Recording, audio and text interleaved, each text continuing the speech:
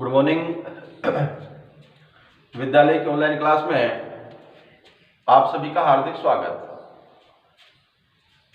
कल का वीडियो आपने देखा, 24वां लेसन अपना कंप्लीट हो गया था। यह आपके सिलेबस का अंतिम लेसन 25वां। इस लेसन के बाद आपका सिलेबस थ्योरी वाला कंप्लीट। राजस्थान जनसंख्या और जनजाति के बारे में देखते हैं। सबसे पहले सामान्य परिचय के बारे में देखिए। मुख्यतः सबसे पहले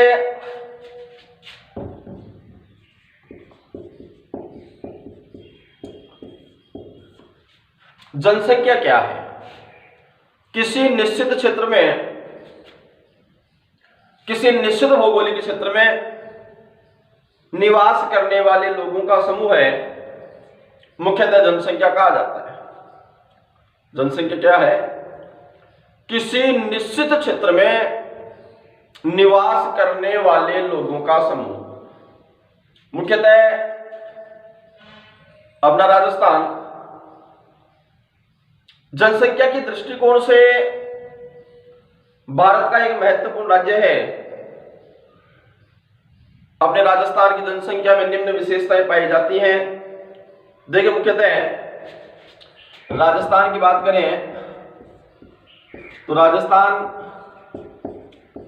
क्षेत्रफल की दृष्टि से तो भारत में प्रथम और जनसंख्या की दृष्टि से अपना राजस्थान भारत में कौन से स्थान पर है? 8वें नंबर पे। क्षेत्रफल की दृष्टि से राजस्थान का पहला स्थान और जनसंख्या की दृष्टि से 8वां स्थान। मुख्यतः भारत का जो कुल क्षेत्रफल है, कितना क्षेत्रफल है भारत का? 32,87,263 वर्ग किलोमीटर। इस क्षेत्रफल का 10.4% किसका है? अपने राजस्थान का है। बाकी 90% में सारे जो भी 28 राज्य शेष रहे वो राज्य आते हैं। 10.4% क्षेत्रफल है। मुख्यतः अपने राजस्थान में भारत की कुल जनसंख्या का लगभग कितना प्रतिशत? 5.66% अपने राजस्थान के अंतर्गत निवास करता है वर्ष 2001 के अनुसार। वर्ष 2011 के अनुसार, वर्ष 2011 के अनुसार अपने राजस्थान का जो जनसंख्या घनत्व है वो जनसंख्या घनत्व कितना है? 200 व्यक्ति प्रति वर्ग किलोमीटर अपने राजस्थान का जनसंख्या घनत्व है। राजस्थान का लिंगानुपात देखें तो 1000 व्यक्तियों पर, पुरुषों पर महिलाओं की संख्या कितनी? 928। ये जनसंख्या घनत्व है। राजस्थान में सर्वाधिक जनसंख्या वृद्धि दर की बात करें तो राजस्थान में सर्वाधिक जनसंख्या वृद्धि दर कौन से जिले का है? बाड़मेर का। कितना? लगभग 32.50 ये जनसंख्या वृद्धि दर है। और सबसे न्यून जनसंख्या वृद्धि दर की बात करें तो वो अपने राजस्थान का कौन सा जिला है? श्रीगंगानगर, जो कि न्यूनतम जनसंख्या वृद्धि दर वाला है। मुख्यतः यहां वर्ष 2011 के अनुसार जनसंख्या वृद्धि दर केवल कितने प्रतिशत रही? 10% के आसपास। राजस्थान में साक्षरता की स्थिति देखें तो राजस्थान में वर्ष 2011 के अनुसार साक्षरता का प्रतिशत है 67.06%। राजस्थान का सर्वाधिक साक्षरता की बात करें तो राजस्थान की सर्वाधिक साक्षरता कौन से जिले की है? कोटा की। लगभग कोटा की जो साक्षरता है वो 76.60% कोटा की साक्षरता है जो सर्वाधिक है। और सबसे न्यून साक्षरता की बात करें सबसे न्यूनतम साक्षरता की बात करें तो वो न्यूनतम साक्षरता वाला अपने राजस्थान का कौन सा जिला है? जालोर। और जालोर की जो साक्षरता है वो अपने राजस्थान की कुल साक्षरता से भी कम है, यानी लगभग 54.90% ये साक्षरता है। जनसंख्या वितरण की स्थिति देखें तो अपने राजस्थान में जनसंख्या वितरण की जो स्थिति है वो कैसे पाई जाती है? विषमता युक्त पाई जाती है। ये महत्वपूर्ण बातें हैं अपने राजस्थान के संदर्भ में, छोटे प्रश्नों के अंतर्गत भी महत्वपूर्ण हैं और जीके के प्रश्नों की बात करें तो भी ये बातें अपने महत्वपूर्ण हैं। कोई दिक्कत? ये तो हो गया राजस्थान की जनसंख्या का सामान्य परिचय। आ रहा है समझ में? आगे ध्यान दीजिएगा।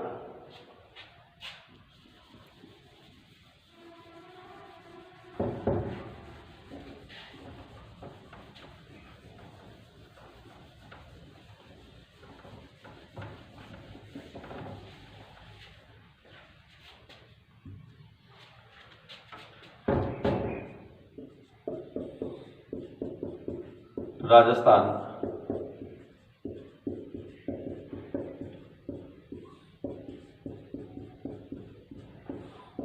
जनसंख्या वितरण के बारे में अध्ययन करें।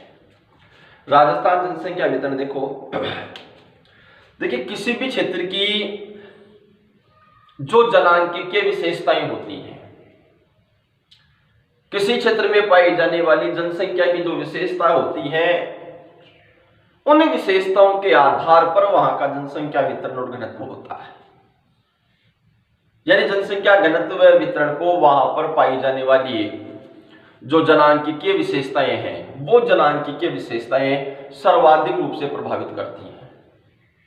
मुख्यतः देखिए जनसंख्या वितरण का अभिप्राय क्षेत्रीय वितरण या क्षेत्रीय प्रारूप से होता है। कई बार प्रश्न आ चुका है कि जनसंख्या वितरण का अभिप्राय क्या है, किससे है? तो क्षेत्रीय वितरण या क्षेत्रीय प्रारूप से।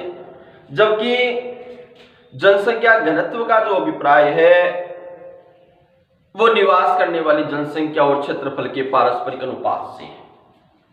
राजस्थान के कुछ भाग ऐसे हैं जिन भागों में जनसंख्या का जो जमाव है वो जमाव सघनतम पाया जाता है, और राजस्थान के कुछ भाग ऐसे हैं जिनमें जनसंख्या का जो जमाव है वो जमाव कैसा पाया जाता है? विरल पाया जाता है, कम पाया जाता है।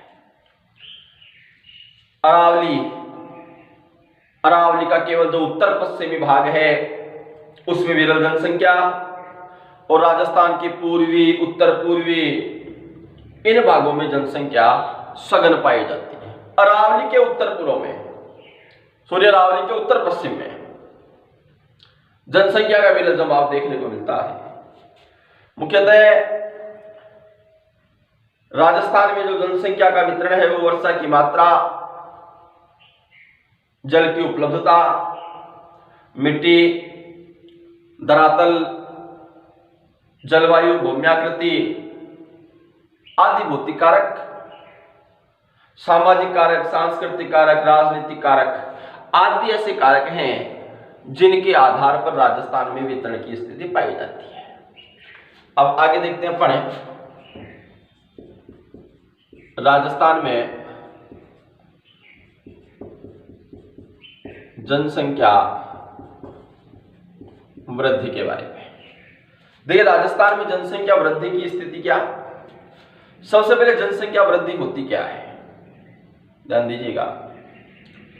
किसी भौगोलिक प्रदेश में निवास करने वाली जनसंख्या के आकार में, किसी भौगोलिक प्रदेश में निवास करने वाली जनसंख्या के आकार में एक निश्चित समय में होने वाला परिवर्तन वह जनसंख्या वृद्धि कहलाता है।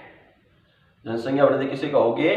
किसी भौगोलिक प्रदेश में निवास करने वाली जनसंख्या के आकार में एक निश्चित समय में होने वाला परिवर्तन, वो परिवर्तन क्या कहलाएगा? जनसंख्या वृद्धि कहलाएगा। मुख्यतः पहले भी आपको बताया गया कई बार, जनसंख्या परिवर्तन के 3 महत्वपूर्ण घटक हैं: जन्म, मृत्यु और प्रवास। जनसंख्या परिवर्तन के महत्वपूर्ण घटकों की संख्या 3: जन्म, मृत्यु और प्रवास। जन्म दर व मृत्यु दर में पाया जाने वाला अंतर वह जनसंख्या में परिवर्तन करता है, जनसंख्या को बढ़ाता है। कुल मिलाकर अपने राजस्थान की जो जनसंख्या है उसे 3 कालों में विभाजित किया गया है। 3 काल कौन कौन से? पहला मंद, ध्यान दीजिए कि अपने राजस्थान के अंतर्गत जो जनसंख्या की स्थिति पाई जाती है या जो जनसंख्या के वितरण की स्थिति पाई जाती है, जो जनसंख्या वृद्धि की स्थिति पाई जाती है, इस जनसंख्या वृद्धि के अंतर्गत सर्वाधिक रूप से, देखिए एक बार पहले भी आपको बताया था, ध्यान में होगा कि अपने भारत के अंतर्गत केवल एक बार वर्ष 1911 से लेकर के वर्ष 1921 वाला जो दशक था, उस दशक के अंतर्गत अपने भारत में, राजस्थान में नहीं अपितु संपूर्ण भारत के अंतर्गत एक ऋणात्मक वृद्धि की स्थिति मुख्यतः देखने को मिली थी। ऋणात्मक जनसंख्या वृद्धि की स्थिति से मतलब क्या होता है कि जो जनसंख्या बढ़ने की बजाय मुख्यतः क्या हो, कम हो, ऐसी स्थिति अपने राजस्थान के अंतर्गत में देखने को मिली थी। कब देखने को मिली थी? वर्ष 1911 से 21 के दशक में। मुख्यतः अपने राजस्थान में जो जनसंख्या की वृद्धि है इसको 3 भागों में विभाजित किया जाता है। 3 भाग कौन कौन से? नंबर 1 मंद वृद्धि का काल, नंबर 2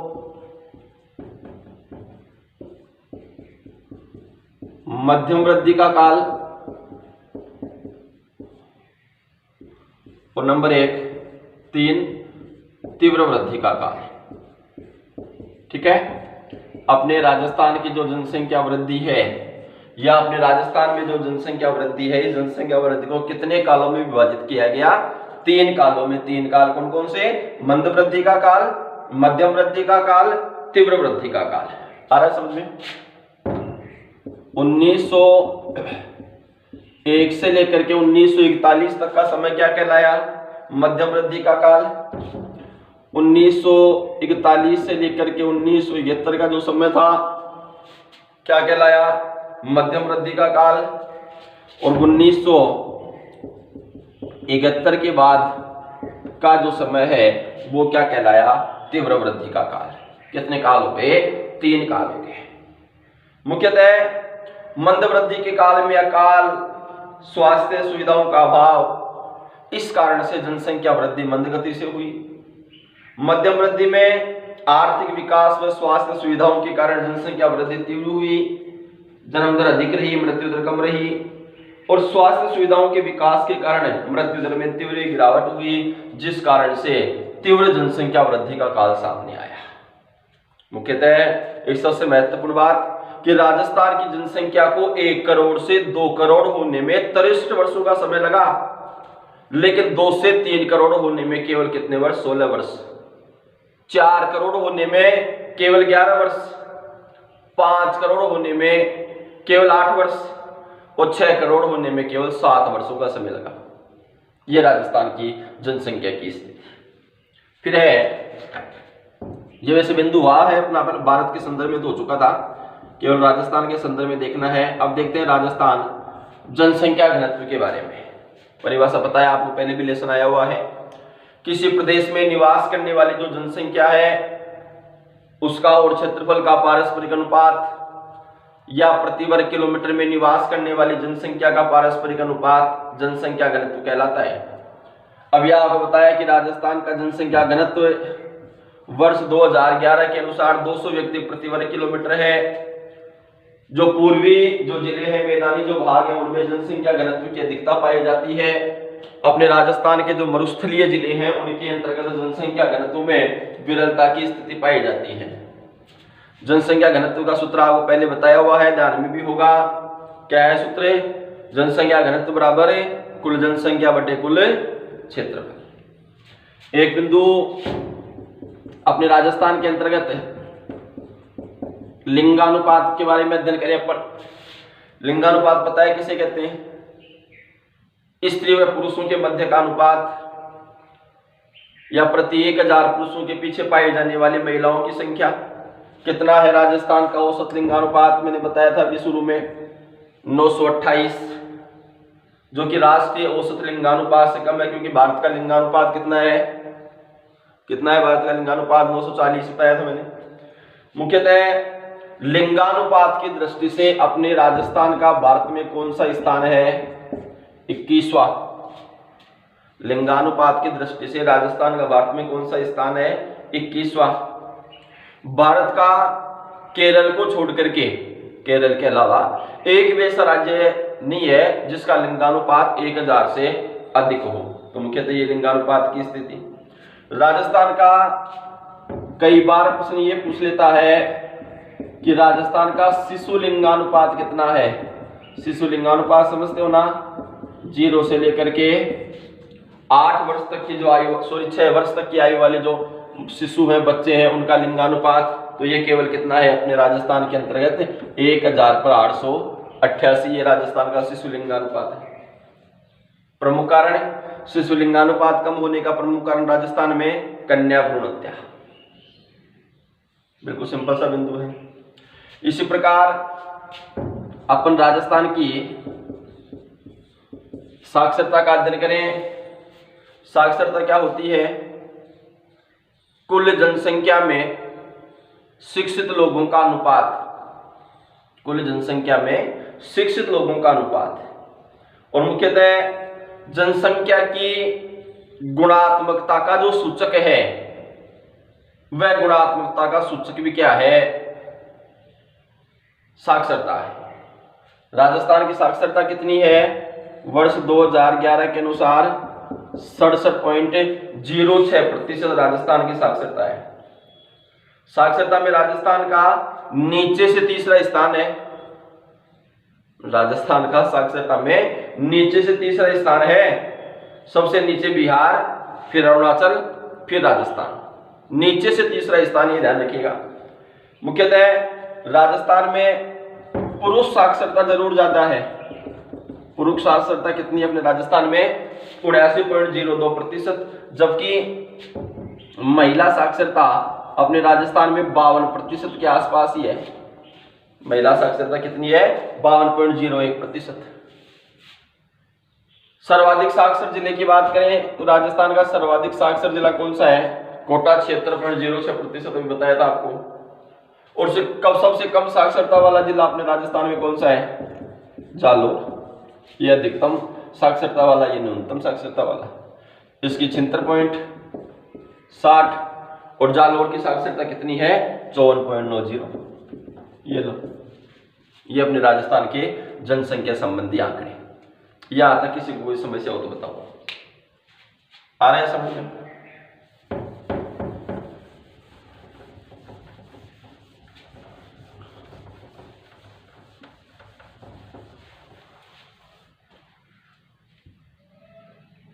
नेक्स्ट है, यह जनसंख्या संबंधी टॉपिक हो गया। अब देखते हैं पढ़े राजस्थान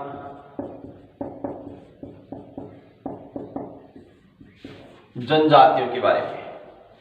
देखिए, वैसे मानव भूगोल का जो आपका दूसरा लेसन आपको ध्यान में होगा, जिसका नाम था विश्व जनजातियां, वही लेसन है। केवल 1-2 जनजातियां अलग हैं इसमें।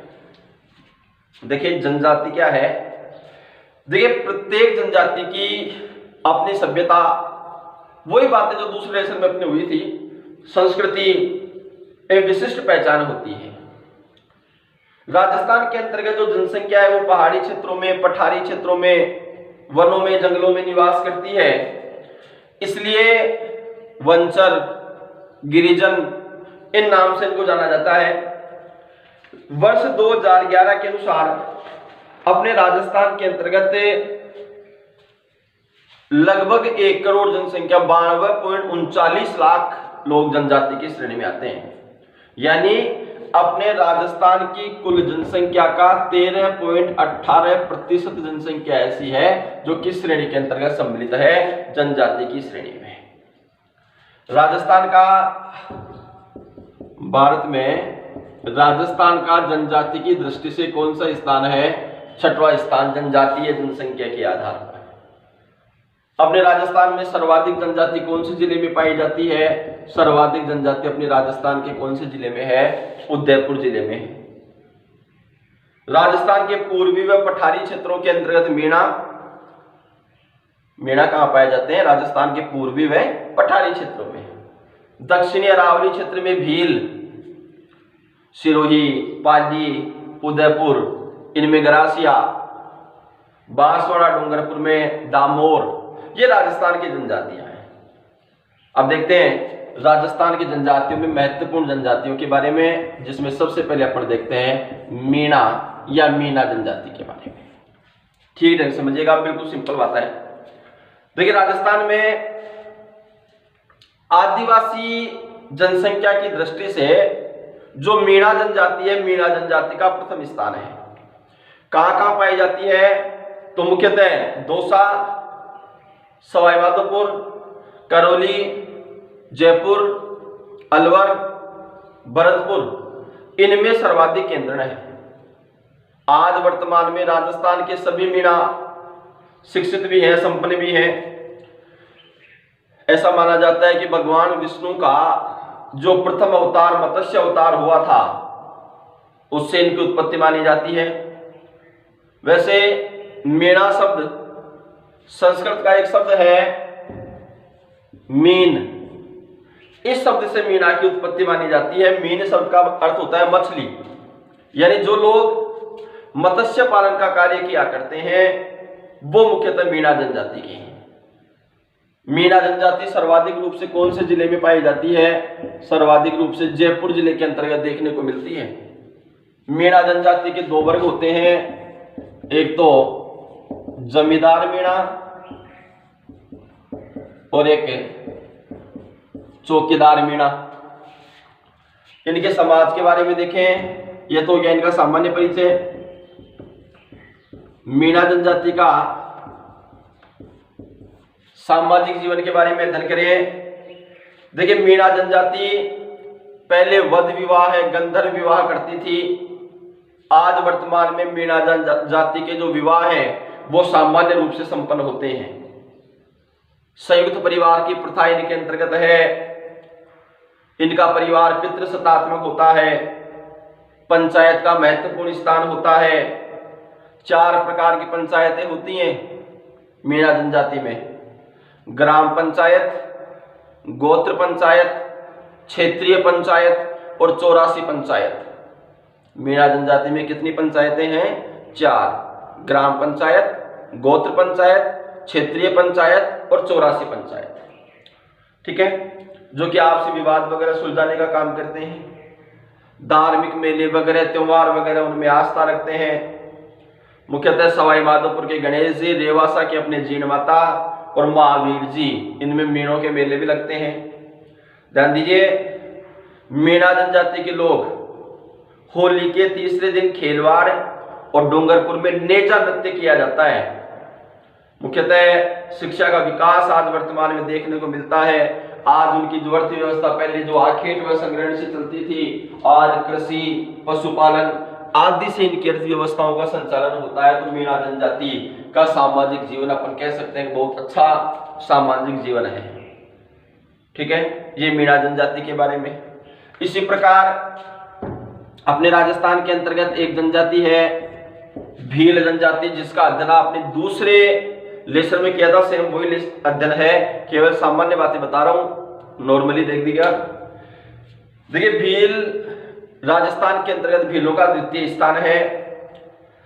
मुख्यतः डूंगरपुर, बांसवाड़ा व उदयपुर, यानी राजस्थान का जो दक्षिणी भाग है, दक्षिणी राजस्थान है, उसके अंतर्गत ये लोग निवास करते हैं। सबसे प्राचीन जनजाति है बागड़ी या भीली भाषा अपन कह सकते हैं, ये लोग बोलते हैं। पहाड़ियों में निवास करते हैं।